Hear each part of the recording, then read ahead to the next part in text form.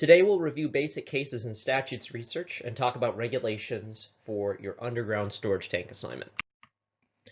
By way of quick review, you can pull up a case by typing in the citation and clicking on it in the dropdown. And that Westlaw brings you the synopsis and headnotes, not the words of the court, but helpful in understanding what the court was getting at. We can also access secondary sources in the dropdown and clicking on secondary sources. And practice guides like Baldwin's Ohio Practice can explain particular points of law. A secondary source like Baldwin's Ohio Practice is useful because it explains the applicable law in plain English. It connects you to cases and statutes in the footnotes, and it also shows you that there's an entire chapter of the practice guide that can help you do the thing. We also covered some basics of searching, and this search here for trespassing animals in the jurisdiction of Ohio, it connected us to a statutory section about animals not to be permitted to run at large. We also took a look at the table of contents to let us know that this statutory section is definitely in the chapter that we want. We also took a look at the effective date to let us know that facts before this date needed to be interpreted under a different statute. We also took a look at the notes of decisions, that playbook for statutes that summarizes major cases on certain topics, like running at large. And that clicking on the notes of decisions and running at large also connected us to meaningful cases. That's the end of the review. Now let's talk about your assignment for underground storage tanks. And I wanted to introduce you to practical law. You can get to it in that left-hand bar. Click on that drop-down arrow and select practical law. Running a plain language search for underground storage tanks and clicking search connects us to a practice note on practical law. This is a highly useful document written by a bunch of rock stars who've left the practice and whose full-time job with Westlaw is to create best practices of things that can help you get up to speed. Once you're there, notice that the table of contents, like any good secondary source, takes you through step by step by step by step of the things that you might need to know. And it also connects you to the relevant primary law in the Code of Federal Regulations.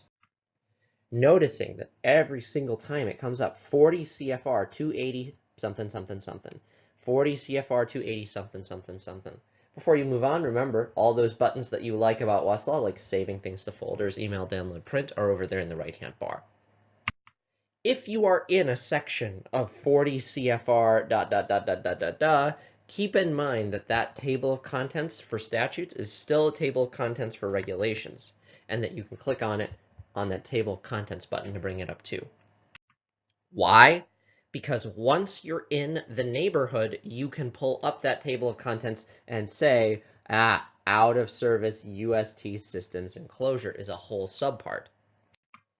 And then from that subpart, read the sections that are on there, use KeyCite to identify secondary sources that can give you the rundown, and you're in a really, really good spot. Of course, you could be at the homepage of Westlaw, derp in some words, select a jurisdiction, run a search, and get lucky.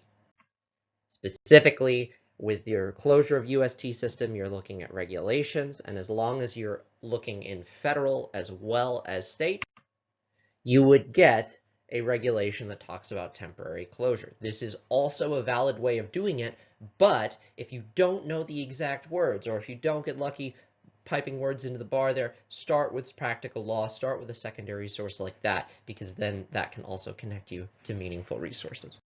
If you go back to the home page, there's also something called the CFR index, and clicking on that will show you all the places in the CFR where your issue is hiding. Like what? Underground storage tank. Did you know there's actually 2 secondary sources specifically about underground storage tanks? That there's suggestions in the regulations down here. Apparently there's also a state code that defines underground storage tank. But if you're in the CFR index and you look for underground storage tank, then turns out we'll show you all the places where they're hiding.